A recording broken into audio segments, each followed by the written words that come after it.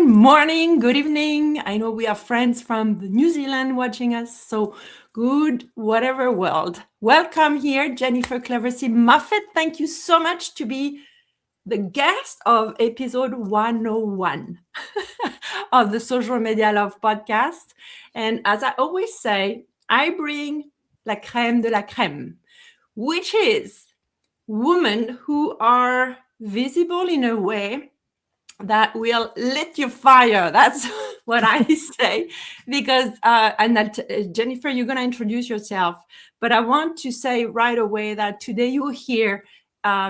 You're a very busy woman leader, and I appreciate so much that you took the time to share your voice, because the first time I heard you, I was like, oh my God, I need to bring Jennifer to talk to our community here at Social Media Love. So if you don't know me yet, I'm Angelique Binet. I'm the founder of Social Media Love, and I guide women, entrepreneurs mostly, through the journey of developing their visibility online, but also in the way you show up in a room, in the way you show up on a stage, in the way you set up your prices, all the things that kind of triggers and activates some insecurities. So we know that the 6 core fears for women entrepreneurs, and there are studies, and women in general. And last night I was at a networking event, and a man raised and said, listen, Angelique, men feel that too. So that was so interesting. But I said, I take care of women because I know kind of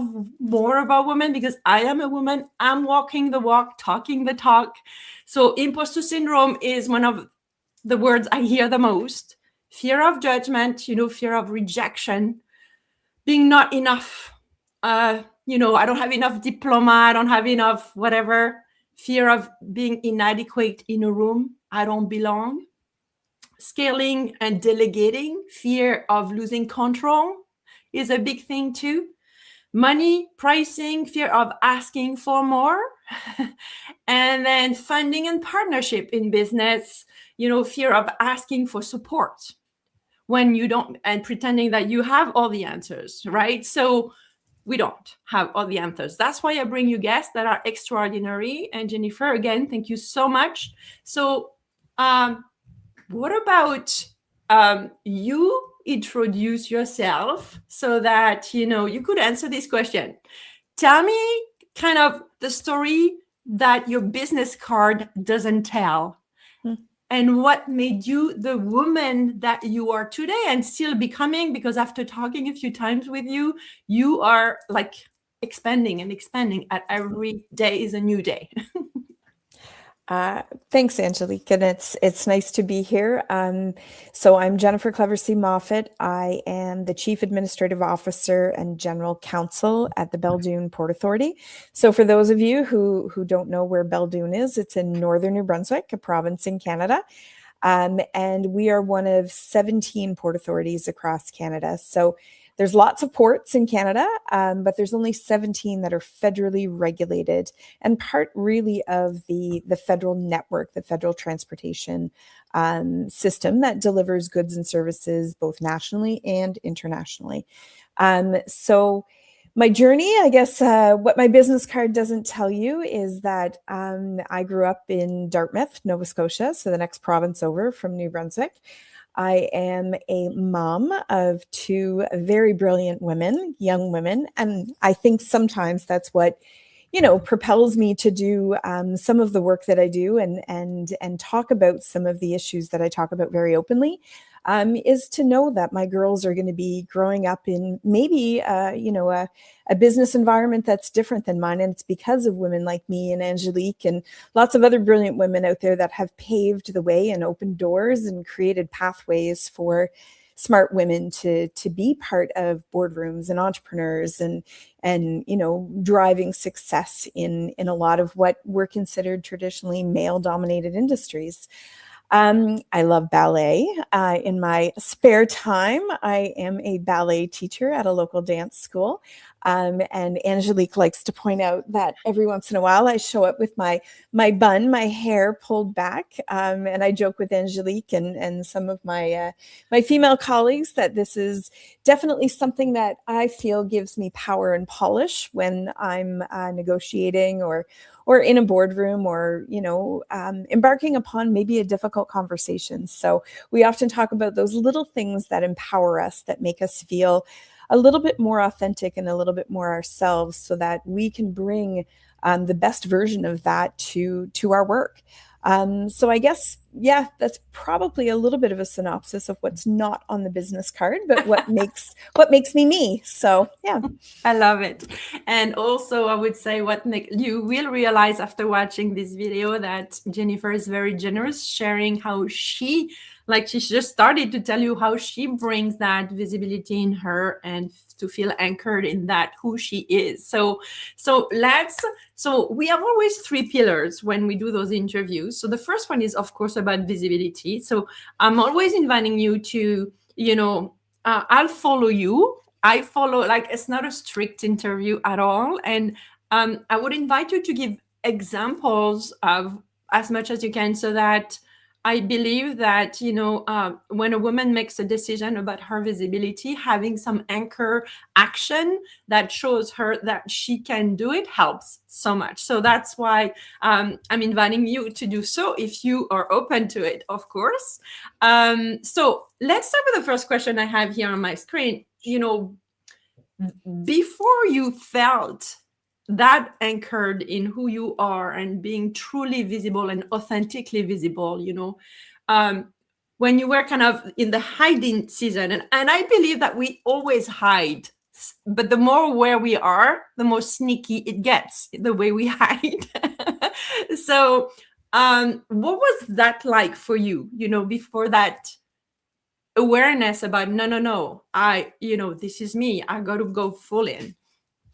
I think it comes with age. I'm not going to lie. I think there's a wisdom that you sort of develop over a period of time. And I'm not going to lie. I think some of that comes from experiences that are uncomfortable, or experiences that put you back on your heels, or experiences that make you think, oh, I should have been the one to speak up in the room, or I should have been, I was the one that did the homework. I know I did the homework, but I didn't have the confidence in my own voice to really say, what you thought, or if you were disagreeing with someone who was, in power. So I think over a period of time, you develop the courage to do that. And frankly, I am just such a huge believer in doing your homework. And sometimes, I think as women, we tend to sort of think that we haven't done enough, right? That we're not enough, or that our voice doesn't resonate the same way in a boardroom. And I think homework to me was something that really grounded me. It gave me the confidence to be able to walk into rooms and say, this is why I'm disagreeing, or these are the points that I need to make. The flip side of that is to be very cognizant about when you don't have the answer, and it's okay. And to say to people, that's not something that I can answer at this juncture, but I will get back to you. And for me, there's a level of competence that comes in that message. You're not telling, someone fluff. You're not delivering something that's not grounded in truth, and you are committing to them to get back to them. So I think it was just really that period of understanding when I didn't show up properly, but knowing in my heart I had done everything that I could, and to rely on the homework that I had done, and saying, okay, it's okay to use my voice in these settings, because I could very possibly be the most educated person in the room on this topic. And you don't have to yell, you don't have to be forceful, but you can have that quiet confidence and competence in the subject matter to deliver the message. So, in my 20s, I think it was very different, my level of confidence than it is now in my 40s, right? So I think a lot of it is cumulative experience and getting to that point where you start to feel comfortable in your own skin. But it's the experience coupled with being humble, I think, that really allows people to start to trust in the messaging that's coming out of your mouth, right? Oh, I love this. Trust whatever comes out of your mouth. Yeah. And the word courage that you said. And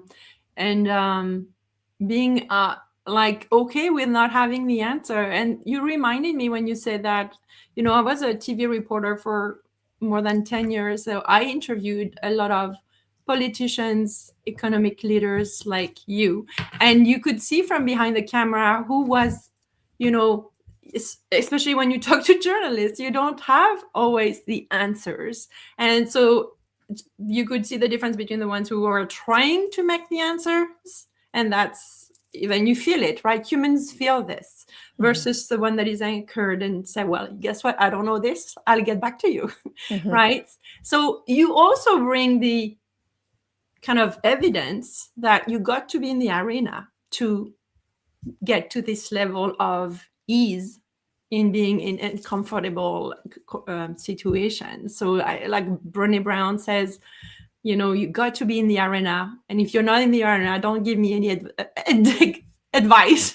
Got on the floor. So Jennifer, you are in the arena. So, you mentioned boardrooms. So tell me how this example that you just shared, kind of the evolution of your presence in the boardroom since the beginning of your career to now, and how do you use that anchorness in the way you behave and run negotiation and lead conversations?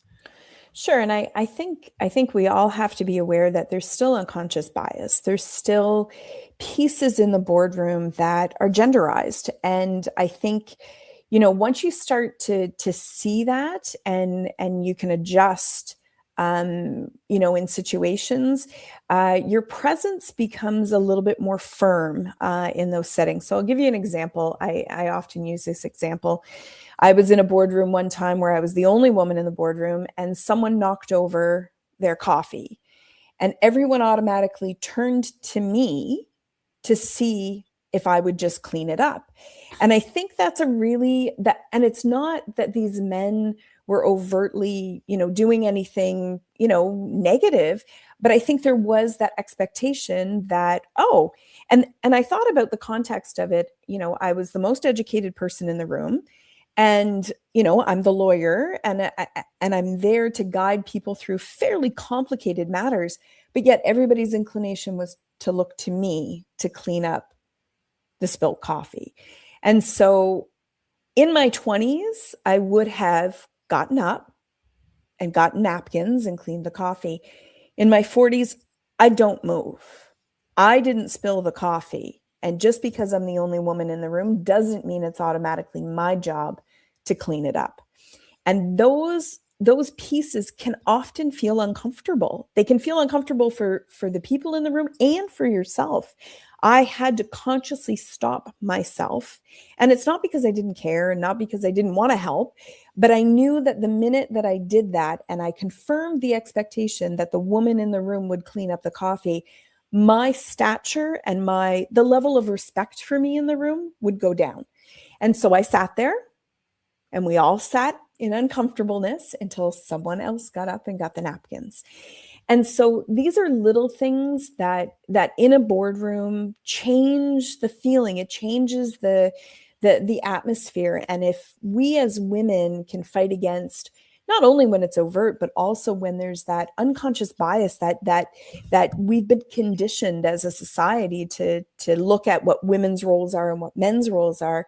When we challenge that, we create space, and it's a good thing because it creates a more level playing field when it comes to having those tough conversations.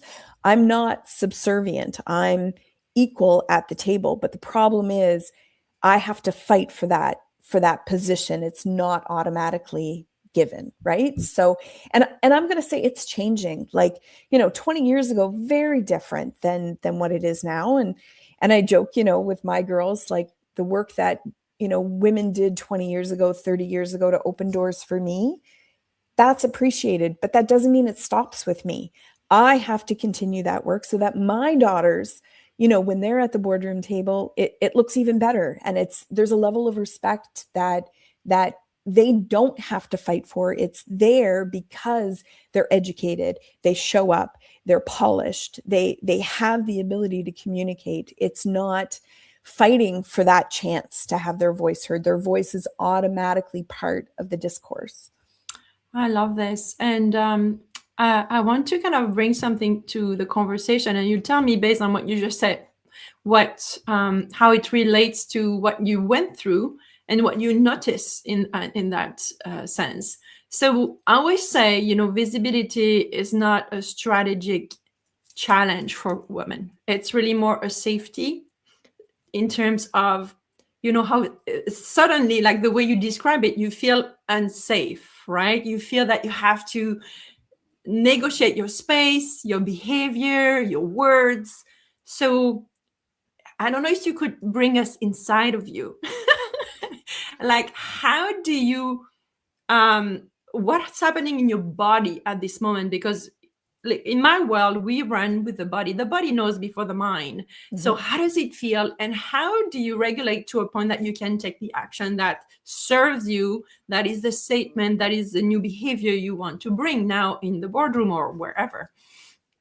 So it's a great question. And I think we have to be cognizant sometimes that when there's an uncomfortable feeling, it's not necessarily negative. So we often correlate uncomfortableness with negativity. And sometimes for change, uncomfortable is what we have to sit with, right? And that's not necessarily negative. So, you may get that feeling in the pit of your stomach that, everybody's looking at me, and why didn't I just pick up the napkin and wipe up the coffee? But there's a stronger message that's being conveyed. And if the uncomfortable feeling that you're feeling, you can separate it from negativity, you use it. It's a powerful emotion. It's a powerful push.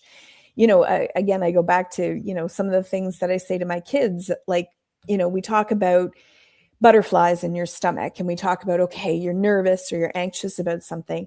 And ever since they were little, I've always said, well, the butterflies are there because they're there to help you. They're excited. Like, they want to get out there and they want to do something. And if you use all of the power that those butterflies have, you're going to do great things. So don't think of the butterflies as being something you have to squash or something that's negative. Use it. It's propelling you forward. It's a little bit of extra excitement that makes your energy level go up. And I think as women, we have to start to think about those things, that negativity and maybe what the body is feeling are mutually exclusive, and to separate them, because change is never easy, and you have to sit with those feelings and be okay with them to make change happen. I love this. So Jennifer, in the work I do with female entrepreneurs, we learn how to feel our feelings, and especially in the discomfort, right? Rather than shoving them under the carpet and then you burn out or you have a heart attack 20 years later. None of those are good things. No. Yes. So I would love for you to share, because maybe you don't call them like this, but the first time I heard you have very somatic ways to help your body and your energy to be aligned to your vision of you as the leader you are. And I'm not going to say what it is, because I want you to be open to say then the one you want, but it was so cool. Like, this is when you got my heart. Like, we have so many women think that you have to be serious in business, and the higher in the hierarchy you have to be even more serious. But your approach to your way of being fully expressed in life, at work, in your family. So what do you do to help you get to the energy and frequency level that you know this is where you shine and you get to the point? So there's a few things, and I think it really is individual. People have to figure out what gets them, in a space to take on a challenge or to face something that's a little bit difficult. So there's a few things I do. I love my high heels. Big fan of high heels. So you can't tell on the podcast right now, but I'm about 5'8.5", 5'9". So when I wear 3-inch high heels, it's a lovely height boost for me. I do love to wear a good black suit. I find that very empowering. Tying back my hair, so that there's a polish and a sort of sleekness to my appearance. But what I do in the background sometimes, I have playlists that I definitely use to make sure that I'm kind of in the right mindset when I walk into certain settings. And, Angelique, it's probably part of the talk that I gave about being your own hype woman. Sometimes you have to create the hype. You have to create the energy. And how do you do that? You've got to find what works for you, what gives you that confidence to walk into a room. So my playlist is a lot of, some stuff maybe that isn't for this podcast, but it gets you motivated. So I don't know if I'm allowed to say, but when I'm going into a really tough negotiation, I often play Rihanna's "Bitch Better Have My Money" because that's my gets me ready to definitely take on whatever I need to take on in the boardroom. The other thing that I have noticed from sort of a communication perspective is also I tend to attempt to lower my voice when I'm in the boardroom. And I do find, and I think it was one of the other women that was on the last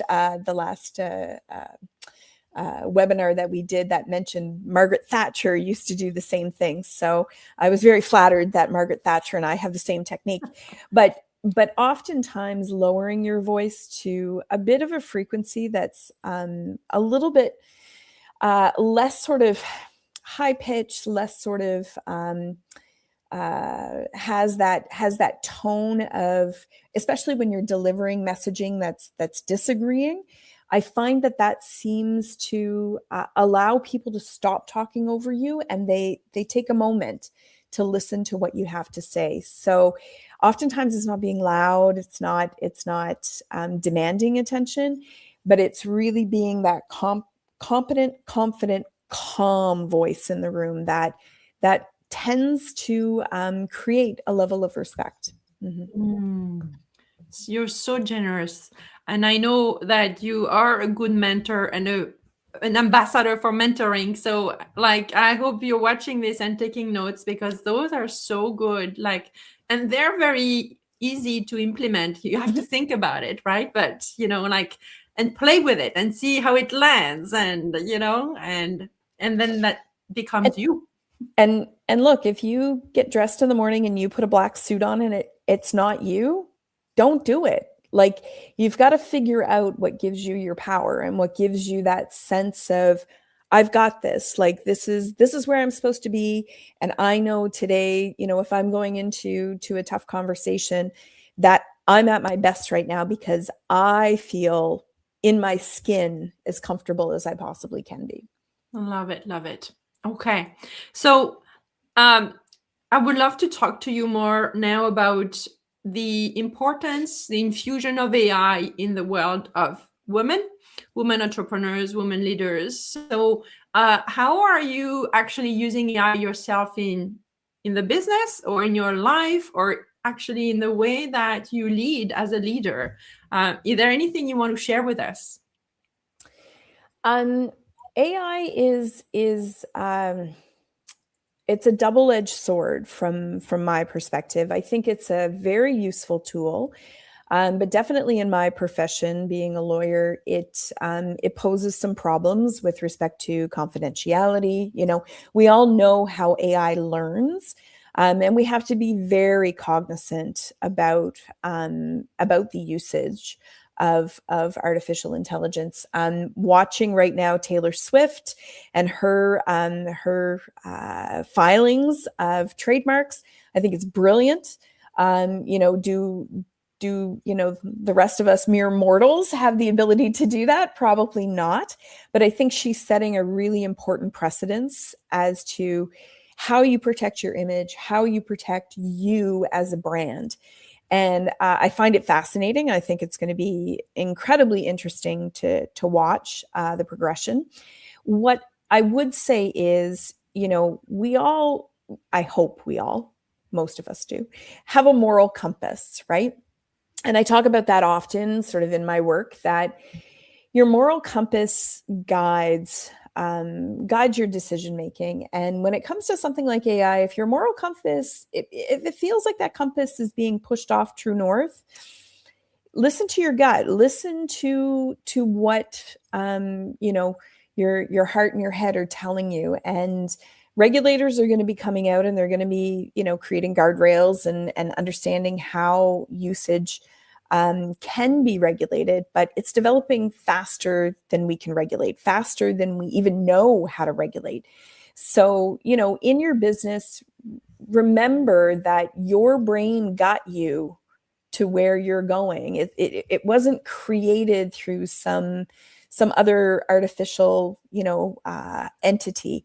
And we have to go back and think about, some of the best ideas in history are a result of critical thinking, or a challenge, or a crisis even. And AI is AI because of us. So we have to really get back to understanding what's the difference between a tool and the actual sort of critical thinking and that intellectual horsepower, right? That comes from the analyzing of a problem, or analyzing of a crisis, and figuring it out. So, do I have the answers to this? Absolutely not.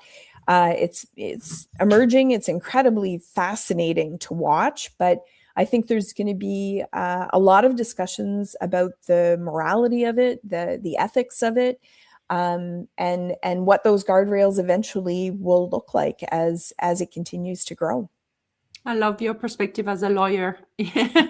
Like, you're very, you know what to look for. And so for you, how do you use it to, some people use it for building the business and the back end of the business, and it's very powerful. Some use it to create brainstorming, or some use it to deep research, which is the part I love the most. I'm personally getting very fatigued to read posts or articles, and I recognize the structure of the AI tools. And so I think that there is a point from that perspective that people are going to get tired of recognizing that it's, AI production after AI production from a content, from your voice perspective. I'm not saying about, the building of infrastructure. I think this is going to be like, we can't even imagine what's going to come out of that. But from the using your voice and being visible, I don't know. I would love to hear from you, because you have such a beautiful helicopter view of how women are walking in this world. How do you feel that? When do I know that enough is enough, that I need to go back to who I am? And maybe I can do a grammar check with my AI, but Right. what do I want to say? I wonder what's your perspective on that, the footprint of your voice. Look, the stuff that has been the most rewarding in my life has been the stuff that I've muscled through, the stuff that I've intellectually had to dig in on, or emotionally had to dig in on. AI to me is easy, right? It doesn't have the same feeling. And yeah, you can use it for research, but but I think there's a double checking that's required. AI doesn't have a rigor that's built into it that the human brain craves. We crave, especially, your audience as entrepreneurs. These are people that crave that rigor. They crave, ingenuity. They crave problem solving. And like, I think when you and I were speaking earlier, offline, just about things like closing deals. Okay. It's scary and it's thrilling all at the same time, right?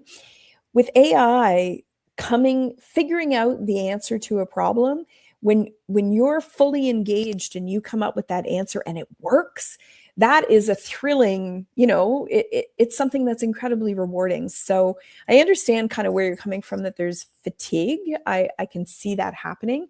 What's interesting too is I see in the school system, I have one of my daughters, when she was doing a language arts project, they asked her to write it in pen or pencil. So we're getting back to this phase where teachers are recognizing that critical thinking is not happening. And so I applaud those teachers when they said, look, we're going to go back and make you handwrite this out, because at least there's a little bit of rigor. You may be checking AI online, but you physically now have to, it's not a cut and paste. It's not the easiest solution. So is it perfect? No, but is it a step towards telling these kids that using your own brain is a good thing? Like, we all need to be a little bit more engaged. And it's funny, my 17-year-old, on one of her projects, we were talking about conversion to green energy and clean energy. And, it was a bit of a position paper. And over supper, we had this conversation and, talked through some of, the work that I do and some of, the emerging technologies. And at the end of the conversation, she turned to me and she said, "You're way better than AI, Mom."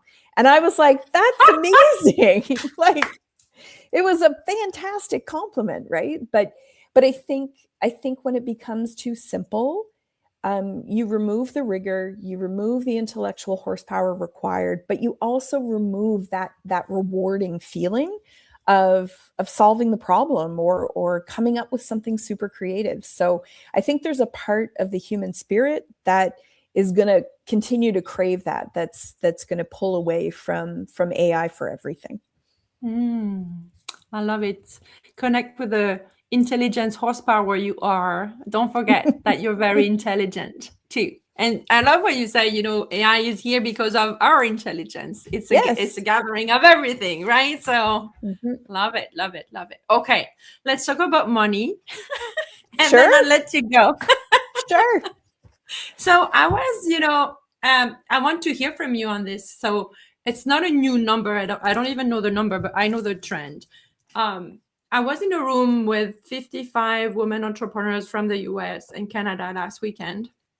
And everybody was kind of mentioning the fact that when you are doing venture capital for your business, you're raising money for business, when you're female entrepreneurs, you are asked about the risk assessment. And then when you are a man, you are asked to the futuristic vision of your project. And so I'm like, oh my God, I want to talk about this with Jennifer, because I'm sure you have something to say. Maybe you've experienced it, you see it, you hear about it. I just want to have your point of view on this, because this podcast is not to just hear what I think, it's really to hear about what you think as the leader you are. So I think as women, again, this goes back to whether it's imposter syndrome or a lack of confidence in the homework we've done or the background that we bring into these negotiations. But, and especially if you're an entrepreneur, there is a need to be a closer. You have to start becoming comfortable with that. And the rules, you can't change what's being asked of you, but you can change how you respond, and you can change the confidence level in which you deliver that response. Do we have to change the institutional view? 100%. Every time that we talk about imposter syndrome, there's always this focus on the individual. It doesn't come from the individual. Institutions have created a system where we were explicitly told we were not invited. We're not meant to fit in. But that doesn't mean you stop pushing. So it's to develop that confidence, understand that it may not be an equal playing field. And, eventually, hopefully it will be. But when it's not, you don't back away. You don't stop showing up, and you don't stop asking for what you deserve. And keep in the back of your mind, closing is exciting, it's thrilling, it's terrifying. But these are the things that, we're built to do. We're resilient. Women are resilient. We have kids, we manage families, we open businesses. We're multitaskers by nature. So it's to recognize when it's not fair, but to not stop, to continue to push through that. And if you sit there and you wallow in the self-pity that this shouldn't be happening to you, it won't happen to you.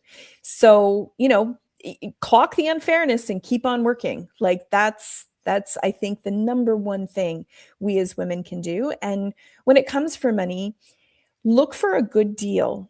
And good deals, Angelique, you and I, back and forth on this, it means longevity. It means partnership. It means coming to the table with people that hold values you hold. And that is incredibly important. Is it going to happen all the time? Absolutely not. You're going to have, companies, clients, whatever, that are not the easiest to deal with, but you have to create longevity. That's what propels businesses forward. That's what keeps entrepreneurs in business. And you've got to always keep in the back of your mind that closing isn't the thing that should be terrifying or stopping you, even if it is. So again, it goes back to that feeling of, okay, this is a little uncomfortable, or I have butterflies, but it's not necessarily negative, and channel that into confidence.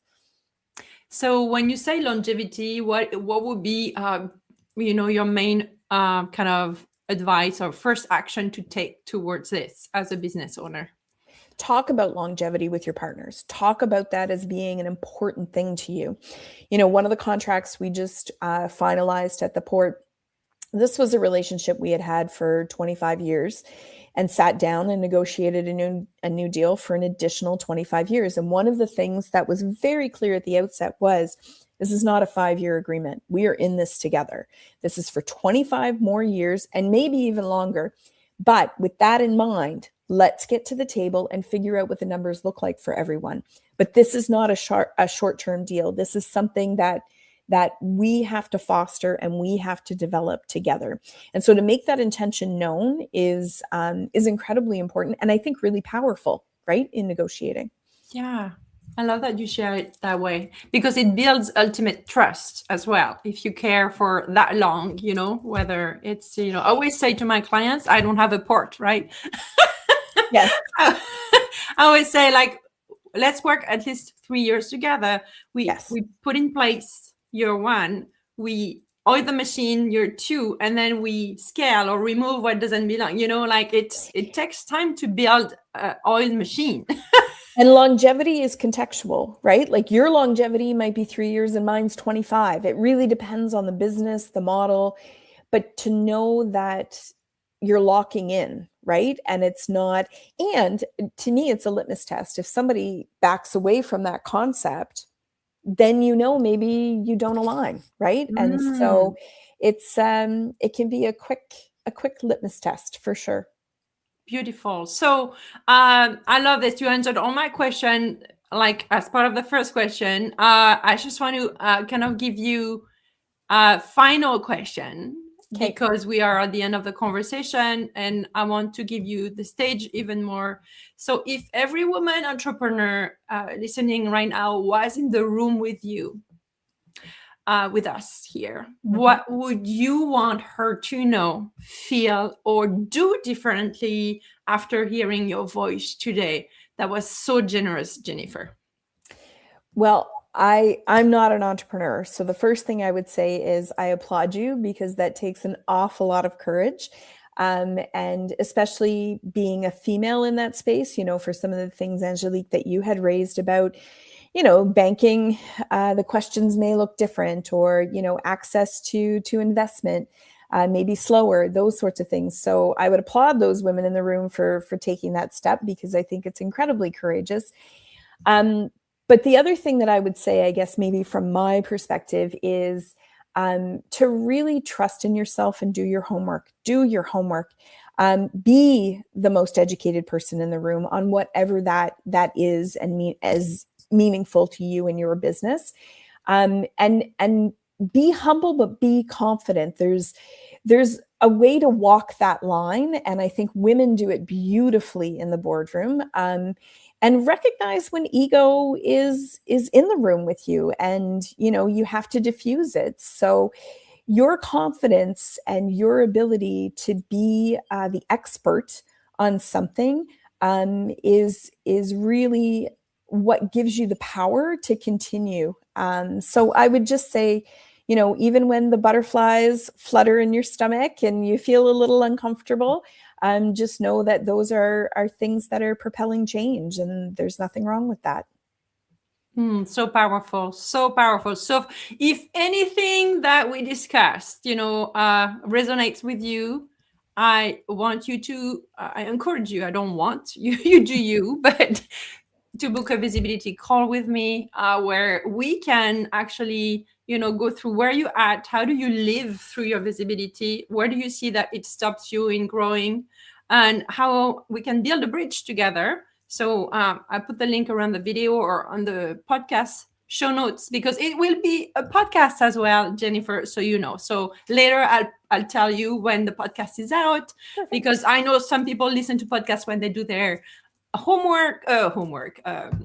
fitness and stuff like that. So we have multiple versions of everything we said, so that more women hear what you had to say. Was so beautiful. Thank you so much, Jennifer. You can stay backstage with me for a second. Perfect. And I'm gonna close this. Thank you.